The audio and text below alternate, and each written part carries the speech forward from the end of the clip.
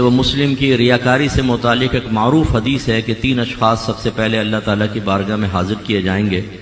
جن میں ایک سخی شہید ہوگا، دوسرا عالم و قاری ہوگا اور تیسرا شہید ہوگا۔ تو پھر وہ تینوں امتحان میں فیل ہوں گے۔ ایک کہے گا اللہ تعالیٰ میں شہید ہوا، دوسرا کہے گا میں نے علم سیکھا، قرآن پڑھا، علم سکھایا، قرآن سکھایا، تیسرا سخی کہے گا بہت خرچ کیا۔ اللہ تعالیٰ تینوں سے فرمائے گا تم جھوٹے ہو، تو نے اس لیے جہاد کیا تاکہ تجھے شہید کہا جائے، تو اس لیے عالم یا قاری ہوا کہ تجھے عالم یا قاری کہہ دیا جائے،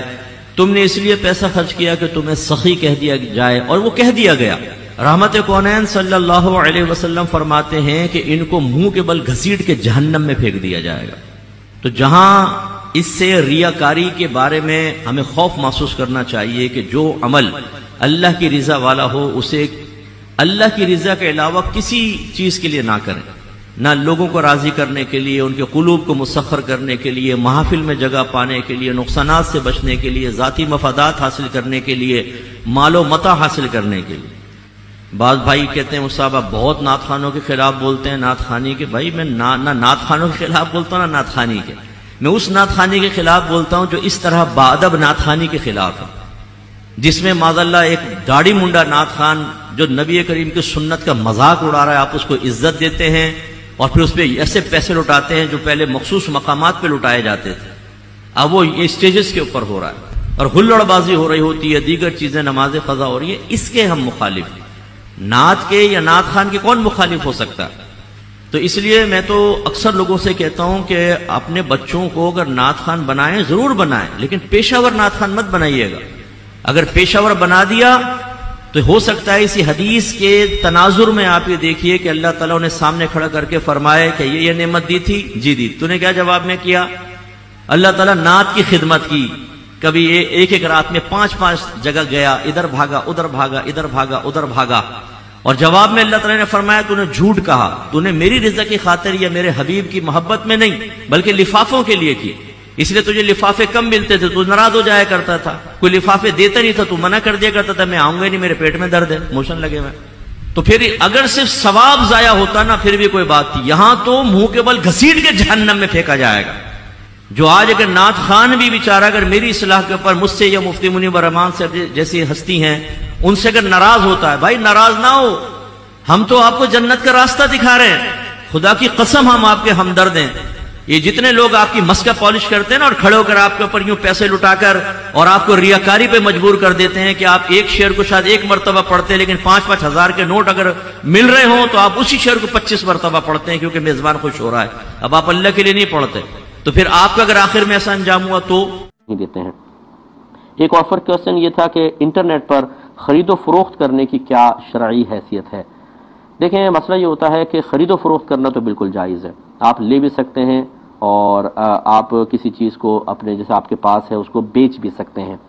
لیکن یوں نہیں کر سکتے کہ آپ نے کہیں سے خریدی یعنی انٹرنیٹ پہ خریدی اور بغیر قبضے میں لیے آگے بیچ دی، یہ شرعی اعتبار سے صحیح نہیں ہے۔ آپ مثال کے طور پہ جیسے بہت سے مطلب آج کل ایسی ویب سائٹس ہیں جو آفر کرتی ہے کہ آپ اپنا سامان یہاں رکھیں یعنی اس کی پکچر ڈالیں، آپ خرید و فروخت کریں اور کافی وہ اپنے ایڈ وغیرہ سے کماتے ہوں گے۔ تو خلاصہ کلام یہ ہے کہ اس پہ آپ کو کوئی چیز پسند آئی، آپ نے خرید لی، اب اس کو آپ قبضے میں لیں پہلے فزیکلی طور پہ باقاعدہ، پھر چاہے دوبارہ اس کی پکچر ڈال کے اس کو آگے سیل کریں۔ یوں نہیں کر سکتے آپ نے کسی سے لے لی اور پھر کسی دوسرے سے سودا کر لیا اور پھر اسے کہا وہاں سے جا کے اٹھا لو، ایسا نہیں ہو سکتا، قبضے میں لینی پڑے گی پھر اس کے بعد بیچ سکتے ہیں۔ اور یہ شرط بہت ہی پیاری شرط ہے، اس میں اگرچہ تھوڑا سا آپ کو تکلف ضرور نظر آئے گا،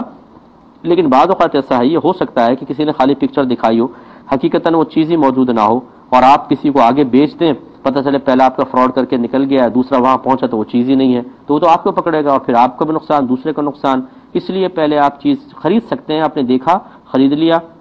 پھر اس کے بعد آپ باقاعدہ فزیکلی طور پہ قبضے میں لیں پھر آگے سیل آؤٹ کریں۔ تو ایک کویسچن یہ کیا تھا کہ اگر ہم انٹرنیٹ پہ کوئی چیز خرید لیتے ہیں مثال کے طور پر، سودا ہو گیا، سب کچھ ہو گیا، اب ہم نے جا کر جب وہ چیز دیکھی تو جیسی پکچر میں نظر آ رہی تھی ویسی نہیں محسوس ہوئی، تو کیا ہم سودا کینسل کر سکتے ہیں یا نہیں کر سکتے؟ تو جی بالکل کر سکتے ہیں، اس کو ہماری شرعی اصطلاح میں کہتے ہیں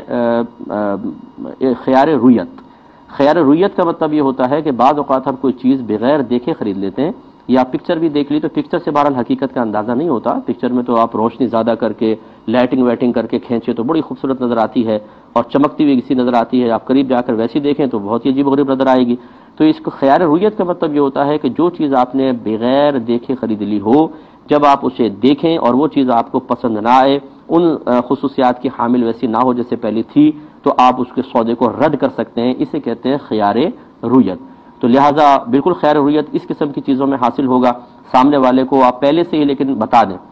کیونکہ ہمارے ہاں ہم خرید و فروخت کر رہے ہیں، پیسے انویسٹ بھی کر رہے ہیں، چیزیں کرائے پہ لی دی جا رہی ہیں اور شرعی مسائل کے معاملے میں بالکل صفر ہے. ہمیں بالکل اس بات کا شعور حاصل نہیں ہے کہ بعض اوقات تھوڑی سی بھی غلط کنڈیشن لگانے سے آپ کا ایک حلال معاملہ حرام میں چلا جاتا ہے. رزق حلال ہو سکتا تھا لیکن آپ نے اس کو رزق حرام بنا کر حاصل کیا. یہ شعور عوام کو حاصل نہیں ہوتا. کتنے لوگ حرام کھا رہے ہوتے ہیں، ان کے گھروں میں حرام پہنچ رہا ہے اور وہ سمجھ رہے ہوتے ہیں ہم حلال کھا رہے ہیں. اس لیے مطلب یہ کہ جیسے میں نے ابھی آپ کو بتایا تو سامنے والے سے پہلے کہہ دیں کہ بھئی میں خرید رہا ہوں آپ سے چیز، لیکن جب میں دیکھوں گا اگر مجھے پسند نہیں آئی تو میں اس کو منع کر سکتا ہوں. اس کو پہلے سے سمجھا دیں اور پھر آپ یہ سودا کریں، پھر آپ صحیح رہیں گے. ایک بھائی نے کویسچن، تو جیسے کہ آپ کو پچھلے پروگرام میں بتایا تھا کہ فقہ حنفی کے روشنی میں مسجد میں نماز جنازہ پڑھنا مکروہ تحریمی لکھا ہے، لیکن اب خلاصہ یہ ہے کہ یہ وہاں ہوگا جہاں جنازہ مسجد میں ادا کرنے کا عرف رائج نہ ہوا ہو. نمبر 2، اس وقت مکروہ ہوگا جب کہیں اور جگہ نہ ہو تو مسجد کے اندر، اور اس صورت میں بھی احتیاط یہ کرنی ہوگی کہ میت کو باہر رکھیں، لوگ چاہے مسجد کے اندر اور امام صاحب مسجد میں ہوں. تو مکروہ تحریمی صورت بس یہ بنے گی کہ مسجد کے آلودہ ہونے کا اندیشہ ہو یا جنازہ گاہ موجود ہے پھر مسجد میں کریں، تو پھر وہ ہم فقہ حنفی کے مسئلے کو لے سکتے ہیں. جبکہ بہت سے فقہا نے مطلب مطلقاً فرمایا کہ اگر میت باہر ہے تو ہم مسجد کے اندر نماز جنازہ ادا کر سکتے ہیں. تو اب آسانی اسی میں ہے ویسے، لیکن اگر کوئی عالم دین یہ فتویٰ دیتے ہیں کہ مسجد میں نماز جنازہ ادا کرنا بلا عذر مکروہ ہے تو وہ بالکل حق رکھتے ہیں، دے سکتے ہیں.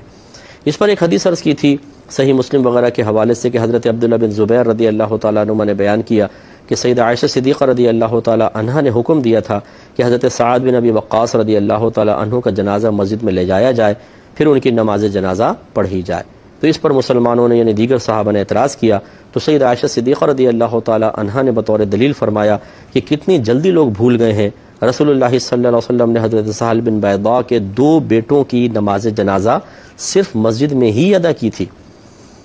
تو جب سیدہ عائشہ یہ حوالہ دے رہی ہیں تو کیوں مسلمان اس کو منع کر رہے ہیں؟ تو اس کی وجہ یہ ہے کہ علماء فرماتے ہیں کہ یہ حدیث اپنے مقام پر صحیح ہے اور ایسا عمل کیا بھی سرکار نے، لیکن بعد میں ایک اور حدیث ہے کہ جو اس حدیث کے لیے ناسخ کی سی حیثیت رکھتی ہے. وہ حدیث یہ ہے،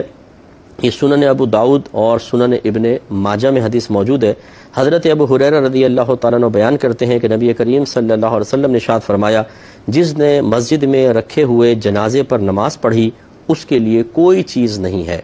یعنی اسے کوئی ثواب وغیرہ حاصل نہیں ہوگا. تو اس سے استدلال کیا کہ اس کا مطلب ہے سرکار اظہار ناراضگی فرما رہے ہیں تو مسجد میں نماز جنازہ ادا نہیں ہونی چاہیے. لیکن جو فقہا فرماتے ہیں کہ جنازہ اگر باہر ہو لوگ اندر کھڑے ہوں تو کوئی کراہت نہیں ہے، وہ اسی حدیث سے استدلال کرتے ہیں کہ دیکھیں اس میں سرکار نے فرمایا جس نے مسجد میں رکھے ہوئے جنازے پر نماز پڑھی، تو اس لیے مسجد میں رکھے ہوئے جنازے پر نماز پڑھیں تو یہ معاملہ اگر باہر رکھیں اور لوگ اندر ہوں تو پھر کوئی کراہت نہیں ہے. یہ لوگ مطلب یہ فقہا فرما رہے ہیں. اور دیکھیں شرح معانی الاثار میں یہ ہے کہ امام اعظم ابو حنیفہ، امام ابو یوسف اور امام محمد کا یہی مذہب ہے. تاہم امام ابو یوسف نے فرمایا کہ اگر مسجد میں جنازے کے لیے الگ جگہ بنائی گئی ہو تو پھر مسجد میں نماز جنازہ پڑھنے میں کوئی حرج نہیں ہے. تو خلاصہ کلام یہ ہوا کہ آج کے دور میں جیسے میں نے عرض کیا تھا کہ اگر عرف رائج ہو چکا ہے جیسے عرب کنٹریز میں یا باہر کے ملکوں میں ہے تو پھر مسجد میں نماز جنازہ ادا کرنے میں کوئی حرج نہیں ہے، خصوصاً جب کہ جو اس کہ باہر کے ملکوں میں ہے کہ آپ باہر تو جنازہ پڑھا ہی نہیں سکتے ہیں، روڈ بلاک ہوتے ہیں، کوئی بھی شکایت کرے گا تو پھر پرابلم آ جائے گی. تو وہاں اکثر ایسی ہوتا ہے کہ جنازہ مسجد کے باہر ہوتا ہے، ایک جگہ بنی ہوتی ہے مسجد کی دیوار کے آگے، اس میں رکھ دیتے ہیں چھوٹے سے کمرے میں، باقی امام صاحب پیچھے ہیں ادھر اور سارے نمازی اس طرف ہیں، اور پھر وہ نماز جنازہ ہو رہی ہے. جہاں عرف رائج ہے بالکل وہاں پر ہو، یا عرف رائج نہیں بھی ہے لیکن کوئی صحیح شرعی عذر ہے، یعنی شارع عام جام کرنی پڑے گی، باہر آندھی طوفان ہے، سخت سردی ہے، سخت گرمی ہے، یہ بھی عذر ہے کہ مسجد میں ادا کر لی جائے. اور ایک صورت بس یہ ہے کہ آپ مسجد میں جنازہ رکھ کر یعنی میت بھی مسجد کے اندر ہو پھر پڑھیں تو یہ غیر مناسب صورتحال ہے، کیونکہ اس سے مسجد میں مسجد آلودہ ہونے کا اندیشہ ہے۔ میت کو باہر رکھ کر بالکل پڑھ سکتے ہیں، اب اسی پر عمل کریں تو یہ بہتر ہے۔ پھر بھی میں نے ابھی عرض کیا تھا کہ اگر کوئی عالم دین، کوئی مفتی صاحب اسی طرح فتویٰ دینا چاہیں کہ جی مسجد میں نماز مکروہ ہے، تو ان کا حق ہے، وہ ان کی اپنی ذاتی رائے ہے، اور